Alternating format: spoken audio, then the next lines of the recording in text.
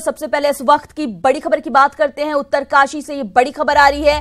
यहां ग्लेशियर की चपेट में आने से 3 ग्रामीण जो हैं वो इसकी चपेट में आए हैं। बताया जा रहा है कि मोरी के पुष्टारा बुगियाल क्षेत्र में ये घटना हुई है। ढाल मीर तालुका निवासी ये तीनों ग्रामीण हैं। उच्च हिमालयी क्षेत्र से मवेशियों के साथ ये तीनों ग्रामीण लौट रहे थे। ग्लेशियर के टूटने से यह हादसा हुआ है। फिलहाल पुलिस राजस्व की टीम मौके के लिए रवाना हो चुकी है। एसडीआरएफ का एक दल भी आज घटनास्थल के लिए रवाना होगा। पुरोला एसडीएम एसएस नेगी ने इस घटना की पुष्टि की है। बताया गया है कि ग्लेशियर की चपेट में 3 ग्रामीण आए हैं।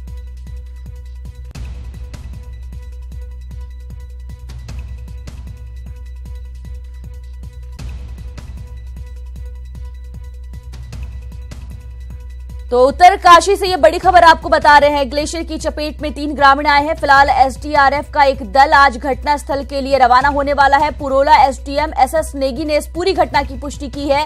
ढाटमेर तालुका निवासी ये तीनों ग्रामीण बताए जा रहे हैं। उच्च हिमालय क्षेत्र से मवेशियों के साथ ग्रामीण लौट रहे थे। उसी दौरान ग्लेशियर के टूटने से ये हादसा हुआ है। बात करते हैं अगली खबर की। शाहजहांपुर में बदमाशों ने ट्रांसपोर्ट मालिक को गोली मारी है, जिसे गंभीर हालत में बरेली रेफर किया गया है। नकाबपोश बाइक सवार 3 बदमाशों ने घटना को अंजाम दिया है। ट्रांसपोर्ट मालिक को घर जाते समय बदमाशों ने कार में ताबड़तोड़ फायरिंग कर घटना को अंजाम दिया। घटना शहर कोतवाली के गर्रा फाटक की है। बदमाशों के हौसले बुलंद हैं और ट्रांसपोर्ट मालिक को इस बार निशाना बनाया गया है। गोली मारी गई है। बताया जा रहा है कि इनकी हालत गंभीर है और फिलहाल बरेली रेफर कर दिया गया है। नकाबपोश बाइक सवार 3 बदमाशों ने इस वारदात को अंजाम दिया है। ट्रांसपोर्ट मालिक को घर जाते समय कार में ताबड़तोड़ फायरिंग कर घायल कर दिया गया है। फिलहाल हालत गंभीर बनी हुई है।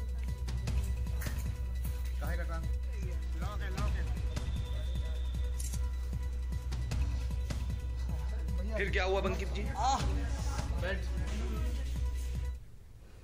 बड़ी खबर लखीमपुर खीरी से है, जहां पुलिस को बड़ी कामयाबी मिली है। पुलिस ने यहां अगवा हुए छात्र को मुठभेड़ के बाद बरामद कर लिया है। बदमाशों ने भैरमपुर के रहने वाले डॉक्टर के बेटे को अगवा किया था, जो कि 12वीं क्लास का स्टूडेंट है और उसे रिहा करने के एवज में बदमाश 20 लाख की फिरौती की मांग कर रहे थे। पुलिस को बदमाशों के बेलराया स्टेशन के पास होने की जानकारी मिली थी, जहां पुलिस की बदमाशों के साथ मुठभेड़ हुई और पुलिस ने अगवा छात्र को सही सलामत बरामद कर लिया है। हालांकि बदमाश बेलराया स्टेशन के पास मौजूद जंगल की आड़ में फरार हो गए हैं।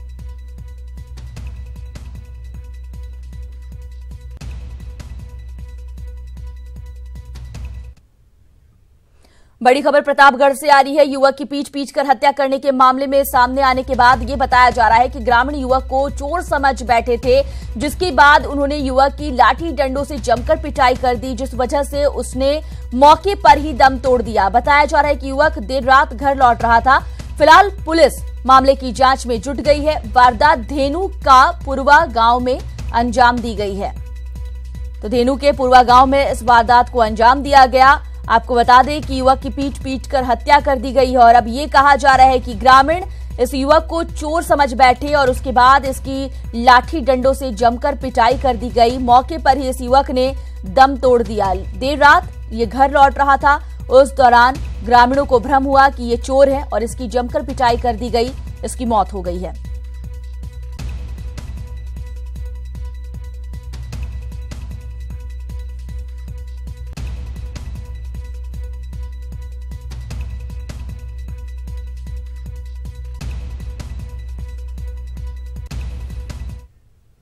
और बात करते हैं कैबिनेट की होने वाली अहम बैठक की। शीतकालीन सत्र से पहले आज योगी कैबिनेट की अहम बैठक होगी। बैठक में अनुपूरक बजट के प्रस्ताव को मंजूरी मिल सकती है।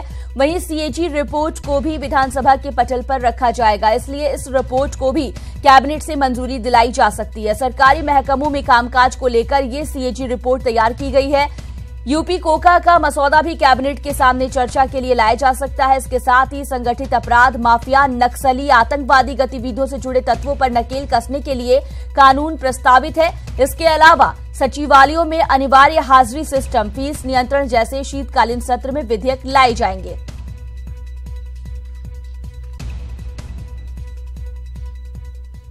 देश प्रदेश में शीतकालीन सत्र से पहले उत्तर प्रदेश की योगी सरकार ने कैबिनेट की महत्वपूर्ण बैठक बुलाई है। करीब 1 दर्जन से ज्यादा प्रस्ताव इस कैबिनेट बैठक का हिस्सा होंगे। इसे महत्वपूर्ण है यूपी गोवा का कानून जो उत्तर प्रदेश में विधेयक के रूप में विधानसभा में लाया जाना है, उसे पहले कैबिनेट मंजूरी की जरूरत होगी। इसके अलावा अनुपूरक बजट, फीस नियंत्रण का कानून और इसके अलावा सबसे महत्वपूर्ण सचिवालयों में अनिवार्य हाजिरी, इसके प्रस्ताव भी कैबिनेट बैठक के एजेंडे में शामिल होंगे। विजुअलिस्ट उपेंद्र साथ अवनीश विद्यार्थी, ईटीवी न्यूज, लखनऊ। और रुख करते हैं लखनऊ का, जहां से हमारे सहयोगी अवनीश विद्यार्थी जो हैं लाइव भी जुड़े हुए हैं। अवनीश, कैबिनेट की बैठक होने वाली है, कई अहम प्रस्ताव पर चर्चा की जाएगी, जो मुद्दे हैं वो रखे जाएंगे। ये बताइए कि बैठक कब तक शुरू होने वाली है और कौन कौन से खास प्रस्ताव हैं जिन पर आज कैबिनेट की बैठक के दौरान मंथन होने वाला है।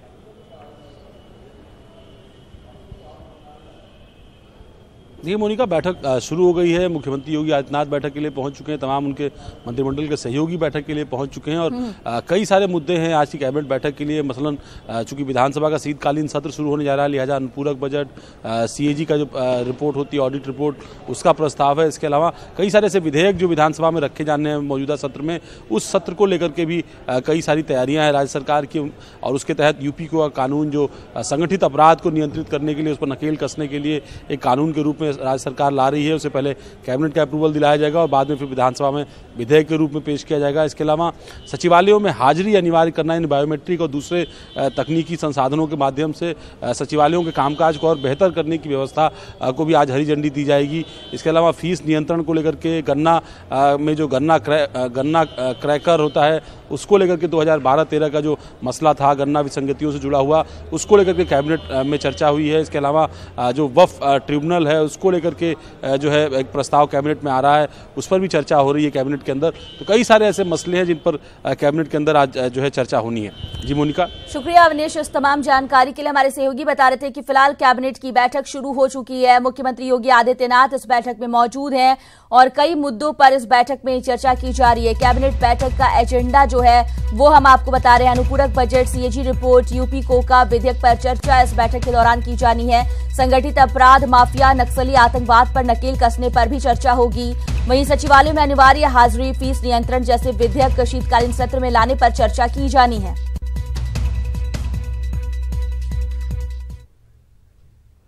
वहीं शीतकालीन सत्र से ठीक पहले आज विधानसभा अध्यक्ष ने सर्वदलीय बैठक बुलाई है। सर्वदलीय बैठक में सीएम योगी शामिल होंगे।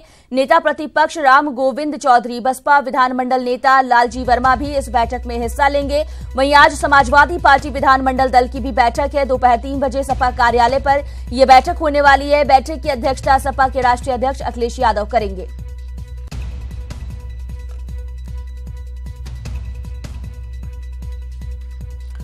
सत्र से पहले सर्वदलीय बैठक भी बुलाई गई है। विधानसभा अध्यक्ष ने यह सर्वदलीय बैठक बुलाई है। सत्र को शांतिपूर्ण तरीके से चलने दिया जाए और विपक्ष की ओर से असहयोगात्मक रवैया न अपनाया जाए, इसे लेकर अपील करने के लिए यह बैठक बुलाई गई है। अधिक जानकारी के साथ हमारे सहयोगी ऋषभ मणि त्रिपाठी जुड़ गए हैं। ऋषभ, सर्वदलीय बैठक बुलाई गई है, अपील की जाएगी कि सत्र को सुचारू ढंग से चलने दिया जाए, लेकिन विपक्ष की अपनी रणनीति तैयार है। जी मोनिका, बिल्कुल सही बात है। विपक्ष की पूरी तैयारी होती है कि जब भी विधानसभा का सत्र आयोजित हो तो वो जनता की मांगों को उठा सके, उनके और कौन से मुद्दे सरकार की किन नीतियों, किन कार्यों के खिलाफ वो हैं। उनको जैसा महसूस होता है कि ये जन विरोधी उनकी नीतियां, उसका जाहिर सी बात है विरोध किया जाएगा। हमारी जो बात भी हुई है उससे जो विधानमंडल दल समाजवादी पार्टी के नेता राम गोविंद चौधरी, उनका भी कहना है बिजली की बड़ी दरें वो यूपी कोका विधेयक की चर्चा चल रही है, हो सकता है सरकार वो ले आए। एक सहकारिता पे चल रहा है, आबकारी में एक विधेयक ला जा सकता है। तो तमाम विधेयकों के ऊपर वो सरकार अगर पेश करती है तो उसका वो विरोध करते रहेंगे। बाकी किसान जो कर्ज माफी है उसके मुद्दे का भी वो विरोध करेंगे कि सही तरीके से किसान कर्ज माफी नहीं की जा रही है। और सबसे बड़ी बात जो उन्होंने कही वो बिजली की दर। उनका ये कहना है कि निकाय चुनाव के रिजल्ट आने के अगले ही दिन बिजली की दरें बढ़ा दी गई है, क्योंकि सरकार ने एक वादा खिलाफी की है, धोखा दिया है उत्तर प्रदेश की जनता को। इसका वो सदन में विरोध करेंगे। सदन में जो भी विरोध। ऋषभ, ये बैठक कब से शुरू होने वाली है जो सर्वदलीय बैठक बुलाई गई है? उनका 12:30 में सर्वदलीय बैठक बुलाई गई है, विधानसभा अध्यक्ष ने बुलाई है, जिसमें उत्तर प्रदेश के मुख्यमंत्री और यहाँ पर भारतीय जनता पार्टी के सदन में नेता मुख्यमंत्री योगी आदित्यनाथ रहेंगे। बसपा विधानमंडल दल के नेता लालजी वर्मा, समाजवादी पार्टी विधानमंडल दल के नेता राम गोविंद चौधरी भी उनके आने की उम्मीद जताई जा रही है। सदन के अध्यक्ष, विधानसभा अध्यक्ष दीक्षित जी सभी पक्षों से बात कर रहे हैं कि सदन की कार्रवाई सुचारू रूप से चले, जनता से जुड़े हुए ऋषभ, एक तरफ सदन की कार्यवाही सुचारू ढंग से चले इसके लिए अपील की जाएगी और ये बैठक बुलाई गई है तमाम दलों की, वहीं दूसरी ओर अगर बात सपा की जाए तो वो भी अपनी रणनीति बनाने में लगी हुई है। शुक्रिया फिलहाल इस तमाम जानकारी के लिए। ऋषभ हमारे सहयोगी तमाम जानकारी मुहैया करा रहे थे, बता रहे थे कि 12:30 बजे के आसपास सर्वदलीय बैठक बुलाई गई है। विधानसभा अध्यक्ष ने बैठक बुलाई है जिसमें सीएम योगी शामिल होंगे। सर्वदलीय बैठक में शामिल होने के लिए नेता प्रतिपक्ष राम गोविंद चौधरी भी पहुंचने वाले हैं। सीएम योगी आदित्यनाथ ने आज नगर निकायों के नवनिर्वाचित महापौरों और अध्यक्षों के लिए कार्यक्रम आयोजित किया है। लखनऊ के इंदिरा गांधी प्रतिष्ठान में सीएम योगी शाम 4 बजे नगर निकायों के नवनिर्वाचित महापौरों और अध्यक्षों के महत्वपूर्ण कार्यक्रम की कार्यशाला के समापन में प्रतिभाग करेंगे। इस कार्यक्रम में सभी नगर निकायों के सदस्यों को शामिल होना है, जिसमें विकास कार्यों को लेकर सीएम योगी के साथ चर्चा होगी।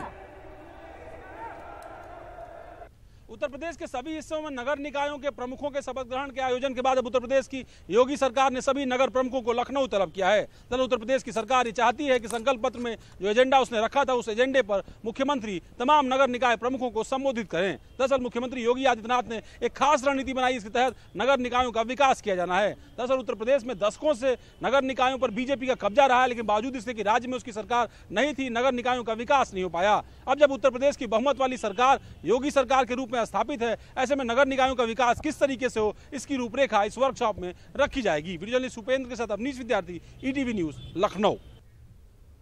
खबर लखनऊ से है। राजभवन में राज्यपाल Ram Naik report of world children 2017 किताब का लोकार्पण करने वाले हैं। साथ ही यहां बच्चों की सुरक्षा को लेकर विषय पर मंथन भी किया जाएगा।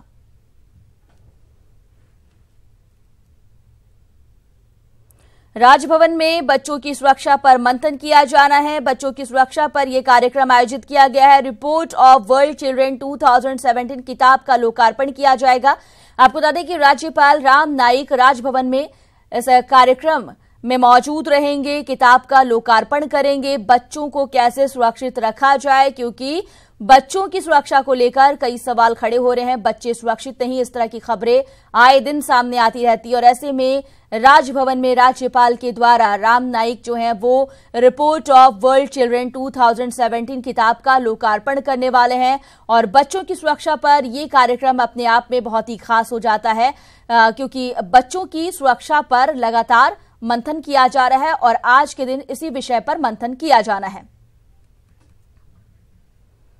फैजाबाद से बड़ी खबर आ रही है। पूर्व मंत्री व सपा नेता सीताराम निषाद का निधन हो गया है। 80 वर्ष की आयु में उनका निधन हुआ है। लखनऊ के डॉक्टर राम मनोहर लोहिया अस्पताल में उन्होंने अंतिम सांस ली। बीकापुर विधानसभा से 6 बार विधायक वो रह चुके थे। काफी दिनों से बीमार चल रहे थे और उनका निधन हो गया है।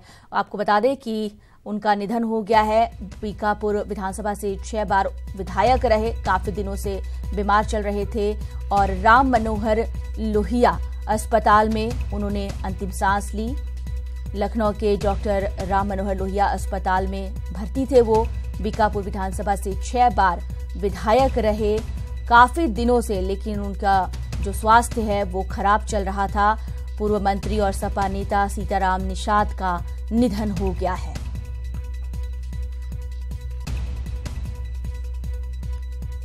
पार्टी में कद्दावर नेता के तौर पर माने जाते थे और 80 वर्ष की आयु में इनका निधन हुआ। अस्पताल में भर्ती थे, काफी दिनों से बीमार चल रहे थे। लखनऊ से बड़ी खबर है। यहां आज पुलिस कोऑर्डिनेशन के लिए बैठक होनी है। इस बैठक में 8 राज्यों के डीजीपी शामिल होंगे। सीआईएसएफ, सीआरपीएफ, आईटीबीपी, एसएसबी के प्रतिनिधि भी इस बैठक में शामिल होंगे। सीएम योगी भी इस बैठक में शामिल हो सकते हैं। यह बैठक यूपी 100 बिल्डिंग में सुबह 11 से 3 बजे तक चलेगी।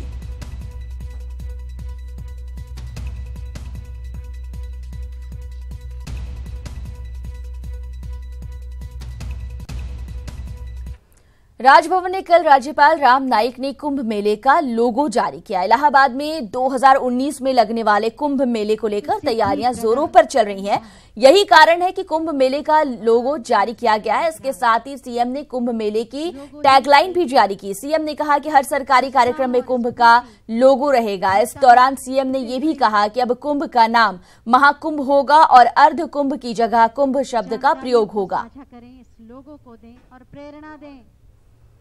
लोगो जारी किया गया है। आपको बता दें कि कुंभ मेले का ये लोगो जारी कल किया गया और इलाहाबाद में 2019 में लगने वाले कुंभ मेले को लेकर तैयारियां भी जोरों पर चल रही है। इसे खास बनाने के लिए कई तरह की पहले से ही योजनाएं हैं और ऐसे में मुख्यमंत्री ने यह भी साफ कर दिया है कि अब कुंभ को महाकुंभ के नाम से जाना जाएगा। इंडिया ने ही देखा ये हमारे जो कि जब कुंभ मेले का लोगो प्रदेश सरकार के द्वारा अनावरण किया जा रहा है, कुंभ मेले को यूनेस्को ने विश्व के अमूर्त सांस्कृतिक धरोहर के रूप में मान्यता दी है और हम सबके सामने एक अवसर है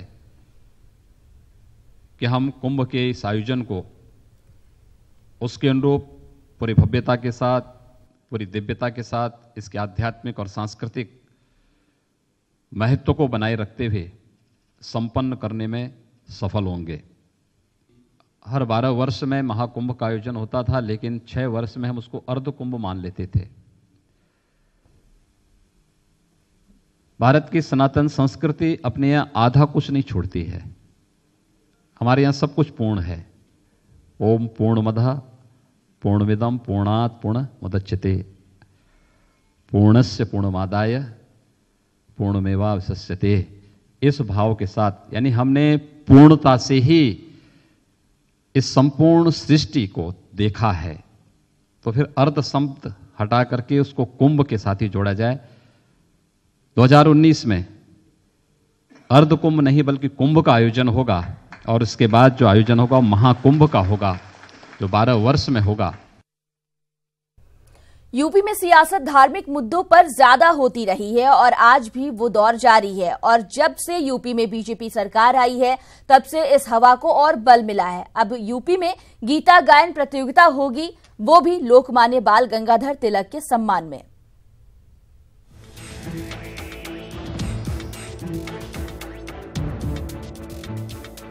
यूपी में चाहे राम और कृष्ण को लेकर विवाद रहा हो या मंदिर मस्जिद को लेकर विवाद हो या फिर वंदे मातरम और भगवा रंग को लेकर विवाद हो, ये सब विवाद अभी थमे भी नहीं हैं, लेकिन यूपी सरकार एक और विवाद को हवा देने जा रही है। अब यूपी में गीता गायन प्रतियोगिता होगी, वो भी लोकमान्य बाल गंगाधर तिलक के सम्मान में। इसके लिए बाकायदा जिला विद्यालय निरीक्षक ने गीता गायन के लिए सभी विद्यालयों को निर्देश जारी किए हैं। गीता गायन प्रतियोगिता में जो भी टीम राज्य स्तर पर प्रतियोगिता जीतेगी उसे सीएम योगी आदित्यनाथ सम्मानित करेंगे। लोकमान्य बाल गंगाधर तिलक के सम्मान में प्रतियोगिता। गीता रहस्य गायन नाम से सरकार करा रही प्रतियोगिता। यूपी के स्कूलों में बच्चे करेंगे गीता पाठ। गीता रहस्य पर होगी गायन प्रतियोगिता। सभी स्कूलों में प्रतियोगिता का होगा आयोजन। जिला स्तर पर चयनित टीमों का होगा गायन। मंडल स्तर पर चयनित टीमों का होगा गायन। जिले और मंडल के बाद राज्य स्तर पर होगी प्रतियोगिता। राज्य स्तर पर प्रतियोगिता जीतने वाले होंगे सम्मानित। सीएम योगी आदित्यनाथ करेंगे सम्मानित। जिला विद्यालय निरीक्षक ने गीता गायन के लिए दिए निर्देश। सभी विद्यालयों को तैयारी के लिए दिए निर्देश। गायकों का चयन 15 दिसंबर तक होगा। जिला और मंडल स्तर पर होगा चयन। वैसे तो लोकमान्य बाल गंगाधर तिलक ने गुलाम देश में तब के बर्मा के मांडला जेल में गीता रहस्य की रचना की थी। बीजेपी जब से सत्ता में आई तब से कोई न कोई विवाद जरूर सामने आता रहा है। मंदिर, मस्जिद, राम और कृष्ण, वंदे मातरम और भगवा रंग और अब गीता गायन प्रतियोगिता। इसको लेकर विपक्ष बीजेपी पर गंभीर आरोप लगा रहा है। सरकारी इमारतों का भगवाकरण, फिर मदरसों में वंदे मातरम। योगी सरकार के एक और फैसले ने सियासत गर्म कर दी है। ये फैसला ये है कि अब स्कूलों में गीता रहस्य पढ़ाया जाएगा। विपक्ष कह रहा है कि शायद ये सैफई में कृष्ण की मूर्ति पर बीजेपी का पलटवार है, लेकिन सच ये है कि बीजेपी अपने हिंदुत्व के एजेंडे को धार दे रही है और इस शासनादेश ने सियासत को गरमा दिया है। कमल शरद के साथ अजीत सिंह, ईटीवी न्यूज, लखनऊ। भले ही भारत में इस बात का विरोध हो या लोग न माने कि राम सेतु सच में था, लेकिन विदेश के भूगर्भ वैज्ञानिकों और आर्कियोलॉजिस्ट की टीम ने सैटेलाइट से प्राप्त चित्रों, सेतु का स्थल, पत्थरों और बालू के अध्ययन करने के बाद ये बताया कि राम सेतु के निर्माण के संकेत मिलते हैं। इससे जाहिर होता है कि वो था। वैज्ञानिकों ने इसे एक शानदार मानव उपलब्धि करार दिया है। रिसर्च करने वाली टीम के मुताबिक भारत श्रीलंका के बीच स्थित ये 30 मील के क्षेत्र में बालू की चट्टानों से बना सेतु पूरी तरह से प्राकृतिक है। साथ ही टीम ने यह भी बताया कि उस पर रखे गए पत्थर कहीं और से लाए प्रतीत होते हैं। भूगर्भ वैज्ञानिकों ने नासा की तरफ से ली गई तस्वीर को प्राकृतिक बताया। विश्लेषण में उन्होंने ये भी पाया कि 30 मील लंबी ये श्रृंखला मानव निर्मित है। इसमें ये बात सामने आई है कि सेतु निर्माण में लाए गए पत्थर करीब 7000 साल पुराने हैं। वाराणसी के 80 घाट इलाके के मुमुक्षु भवन में राम नाम की पाती देश विदेश से आती है। इस पार्सलों के अंदर एक किताब मिलती है जिसकी भाषा अलग अलग होती है, लेकिन सबका मूल सारांश राम राम ही होता है। भेजने वाले लाखों की गिनती में राम नाम लिखकर भेज रहे हैं। कभी ऑस्ट्रेलिया से तो कभी कनाडा से पार्सल आता है। यही नहीं, उत्तर से लेकर दक्षिण तक के भारतीय लोग अपनी भाषाओं में राम नाम की पाती लिखकर भेजते हैं। 2 साल में 3 करोड़ से ज्यादा राम नाम पहुंच चुका है। राम नाम लिखकर भेजने वालों में नेत्रहीन भक्त भी हैं। राम नाम के इस खजाने को सुरक्षित रखने के लिए मुमुक्षु भवन परिसर में ही एक तहखाना बनाया गया है। उसके ऊपर पंचमुखी शिवलिंग की मूर्ति स्थापित है। धर्म ग्रंथों में कहा गया है कि शिव भी अपनी तपस्या में राम नाम जपते हैं। अब तक आज तक हमने 3 करोड़ 25 लाख का काउंट को हम कंप्यूटर में नमोद किए हैं और 3 करोड़ आने की संभावना है।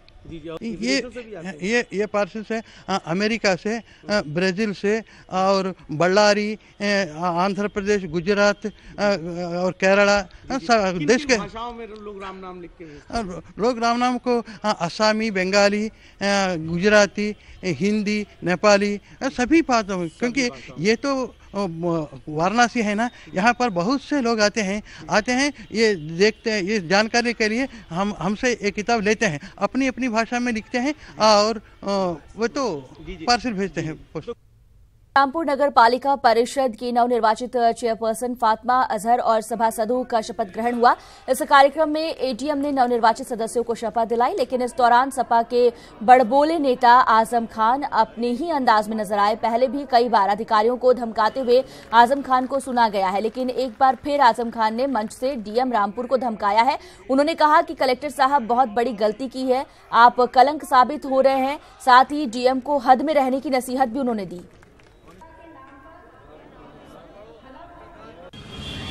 ये जो मुकदमा कायम कराया है आपने एसपी को धमकाकर, बहुत बड़ी गलती की है आपने, और आप अपने आईएएस पर कलंक साबित हो रहे हो। ये प्रदेशव्यापी कार्यक्रम था, ये राष्ट्रीय अध्यक्ष ने ये कार्यक्रम चीफ सेक्रेटरी को भेजा था, डीजीपी पुलिस को भेजा था और हर हेडक्वार्टर पर वहां से जानकारी आई थी। आपको शर्म आनी चाहिए। ये रामपुर का लोकल कार्यक्रम नहीं था जिसमें आपसी दर्शक दी जाती है। कलेक्टर साहब हदों में रहो, हदों में रहो। बाराबंकी से खबर है, जहां पर सफदरगंज इलाके के चैला गांव में तालाब और सरकारी स्कूल की जमीन पर अवैध कब्जा है, जिसका अतिक्रमण हटाने पहुंची प्रशासन की टीम को लोगों और सांसद की दबंगई के चलते खाली हाथ ही लौटना पड़ा। लेकिन इस दौरान राजस्व विभाग की टीम से ग्रामीणों की नोकझोंक भी हुई। इस मामले की सूचना मिलते ही एसडीएम अजय कुमार मौके पर पहुंचे, लेकिन मामले को लेकर सांसद प्रियंका सिंह रावत ने एसडीएम को ही धमका डाला। मैं एसडीएम सिरौली हूँ। ये गांव चैला का मामला है। यहाँ पे एक तालाब और प्राथमिक विद्यालय पे अतिक्रमण पाया गया था। तालाब पे जिनका अतिक्रमण है उनका नाम आलोक सिंह है और हमको बताया गया कि वे मंडल अध्यक्ष हैं। उसी अतिक्रमण को हटवाने की कार्रवाई हेतु हमने नायब तहसीलदार और पुलिस बल की एक टीम को गांव में भेजा था, पर आलोक सिंह ने उनको रोका और काफ़ी लोगों को एकत्रित करके उनको कार्य अपना पूरा नहीं करने दिया गया। ये मामला आपको समझ में आ गया होगा, लेकिन अब सांसद साहिबा को सुनिए। अधिकारी को नसीहत दे रही है, लेकिन इनकी भी जुबान सुनिए। एक मिनट भाड़ में जाए सारा काम। आपको तमीज नाम की कोई चीज रह गई या नहीं रह गई? मैं यहाँ खड़ी हूँ, मैं अपनी बात पूरी बोली नहीं हूँ और आप मुंह टेढ़ा करके चले जा रहे हैं। इतना दिमाग खराब है? फिर आप क्या सुनेंगे? आप क्या सुनेंगे? उपस्थिति में हम पे अनावश्यक चिल्ला रहे हैं। सांसद जी क्या मुख्य मेरे प्रतिनिधि अगर सांसद जी नहीं हो और तो मैं अगर कुछ नहीं कह रही हूँ तो आप पूरी आपको इनकी उम्र का लिहाज करके आपको पूरी बात सुन लेनी चाहिए थी। इनको तकलीफ है इसीलिए बोल रहे हैं और जबान आपकी भी बहुत चल रही है और आपको क्षेत्र के लोगों के लिए काम करना है, अपने व्यक्तिगत के लिए काम नहीं करना है। और मैं यहाँ पर क्षेत्र के कार्यकर्ताओं के लिए और ग्रामवासियों के लिए खड़ी हूँ। अगर आपको बात नहीं करनी थी तो आप बोलकर जा सकते हैं कि मैडम मैं जा रहा हूँ। आप मुंह टेढ़ा कर रहे चल दे रहे, इतना दिमाग खराब है? नहीं तो ये भी तो हमसे बात करने का तरीका नहीं है ना। हमको आपको जब ये बोल रहे हैं तो आपको डायरेक्ट आपको बात कर रहे हैं। हॉटलाइन ऑन है, आप सीधा उनको बोल सकते हैं कि दादा आप मुझसे बात करिए सीधा, आप बुजुर्ग हैं। जौनपुर से बड़ी खबर आ रही है। मुंगरा बादशाहपुर के सतहरिया हाईवे में खड़े ट्रक में बस ने टक्कर मार दी है। इस हादसे में बस सवार 2 लोगों की दर्दनाक मौत हो गई है, जबकि 8 लोग घायल हुए हैं, जिनमें से 4 की हालत गंभीर बनी हुई है।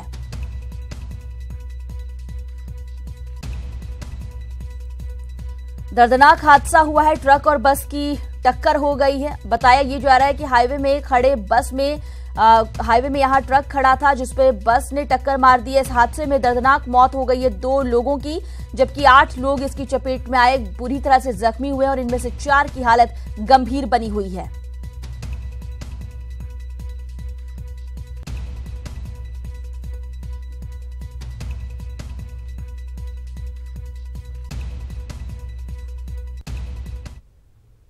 कन्नौज में जमीन पर कब्जे को लेकर दबंगों ने मारपीट की है। महिलाओं को लाठी डंडों से पीटा गया है और पीड़ितों की मदद अब पुलिस भी नहीं कर रही है। पूरा मामला कन्नौज के सौरिख थाने के खड़ीनी गांव का है। बताया ये जा रहा है कि जिन लोगों ने महिलाओं को पीटा है वो लोग तिरवा विधायक के आदमी हैं।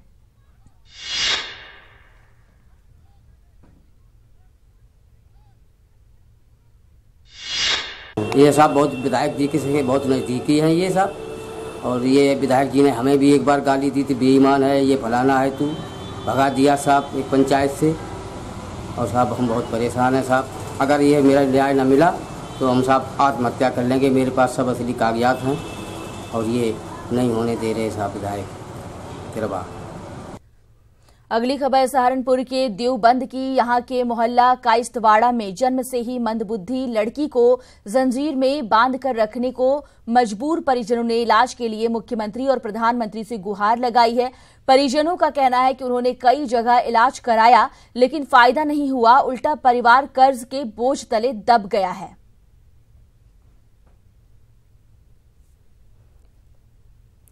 तो इसी तरह से जंजीरों में बांधकर इस मंदबुद्धि लड़की को रखा जा रहा है। मानसिक तौर पर ये बीमार है। इलाज के लिए परिजन अब गुहार लगा रहे हैं। मुख्यमंत्री, प्रधानमंत्री, तमाम लोगों से गुहार लगाई जा चुकी है, लेकिन अब तक कोई मदद इन्हें नहीं मिली। ये दिमाग से थोड़ा वह है और बीमार सी मार रहती है, पागल है।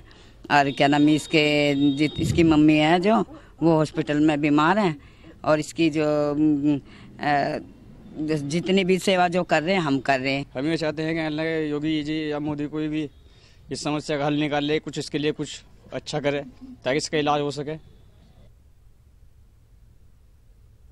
फिरोजाबाद के शिकोहाबाद में एक नाले में सैकड़ों की संख्या में आधार कार्ड पड़े मिले। मौके पर पहुंचे तहसीलदार ने कार्डों को कब्जे में ले लिया है। ये कार्ड यहां कैसे आए इसकी जांच कराई जा रही है। तहसीलदार का कहना है कि जो भी दोषी होगा उसके खिलाफ कार्रवाई की जाएगी।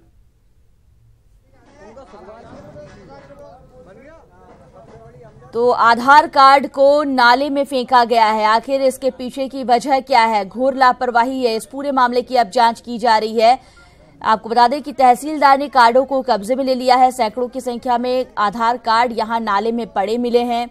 फिलहाल मौके पर जिस तरह से तहसीलदार ने कार्डों को कब्जे में लिया और आगे की जांच करवाई जा रही है। आखिर यहां पर इन कार्डों को यूं ही क्यों फेंक दिया गया? जिन लोगों के ये आधार कार्ड है उन तक क्यों नहीं पहुंचाए गए? कई तरह के सवाल हैं जिसकी जांच की जा रही है। हाँ, इस सूचना पे हम लोग भी आए हैं और इसको उठवा लिया गया है। उसकी जांच कराई जाएगी। जांच के बाद जो कुछ आधार कार्ड फेंक, आखिर ये कार्ड क्या रहा होगा, ये फेंकने के पीछे क्या उद्देश्य है, जांच के बाद ही पता चल सकता है। कई राज्यों में सांप्रदायिक तनाव फैलने के आरोपी संगठन पॉपुलर फ्रंट ऑफ इंडिया की गतिविधियों पर यूपी सरकार ने केंद्रीय गृह मंत्रालय को रिपोर्ट भेजी है। आपको बता दें कि बीते दिनों बाबरी मस्जिद की बरसी के मौके पर पीएफआई की ओर से कई जगहों पर विवादित पोस्टर लगाए गए थे, जिसमें बिजनौर और मेरठ भी शामिल है। इन पोस्टरों को लेकर रिपोर्ट भी दर्ज की गई है। उसका नाम की सुसंगत धाराओं में इनके विरुद्ध अभियोग पंजीकृत किया गया है और जो निवेदक जिसकी ओर से ये पोस्टर था उसका नाम और पता फर्जी पाया गया। इस पर वहाँ की पुलिस कार्रवाई कर रही है और जो भी पर्याप्त विधिक कार्रवाई बनती है इस तरह के पोस्टर लगाने के वो की जाएगी। और वहाँ पे इस संगठन की गतिविधि के बारे में विस्तार से चर्चा हुई। आगे की जो कार्रवाई है वो भारत सरकार के गृह मंत्रालय द्वारा की जाएगी। जो इनपुट्स उन्होंने मांगे थे उनकी, इनकी गतिविधि की, इनके संगठन की, इनके और क्या ढांचा है, इनके कौन ऐसे व्यक्ति हैं जो इनके सिंपैथाइजर्स हैं, वो सूचनाएं उनको प्रदत्त कर दी गई है। यूपी में पैर पसार रहा है popular front of India. Uttar Pradesh सरकार ने केंद्रीय गृह मंत्रालय को एक रिपोर्ट सौंपी है जिसके मुताबिक बाबरी मस्जिद की बरसी से एक दिन पहले कई जगह विवादित पोस्टर लगाए थे इस संगठन ने। देश के कई हिस्सों में तनाव बढ़ाने के लिए जिम्मेदार ये संगठन अब उत्तर प्रदेश में भी सक्रिय हो रहा है। कानून व्यवस्था के तमाम मसलों से जूझती उत्तर प्रदेश पुलिस के पास अब एक नया टास्क है पॉपुलर फ्रंट ऑफ इंडिया पर नजर रखने का। कैमरामैन राजेश के साथ ऋषभ मणि त्रिपाठी, ETV न्यूज लखनऊ।